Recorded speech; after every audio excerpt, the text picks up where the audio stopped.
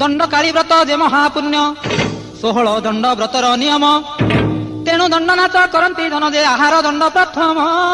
ଅକଟା ଅବଟା 8 ପ୍ରହରରେ ଯେ ଥରେ ତ ହେବ ଭୋଜନ।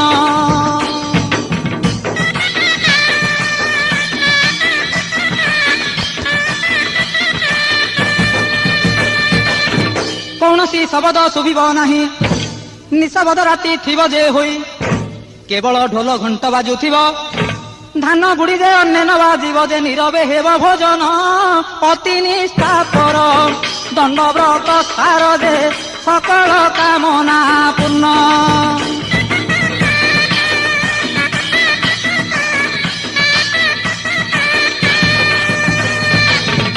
ଦ୍ୱିତୀୟ ଦଣ୍ଡ ଅଟେ ଉଜାଗର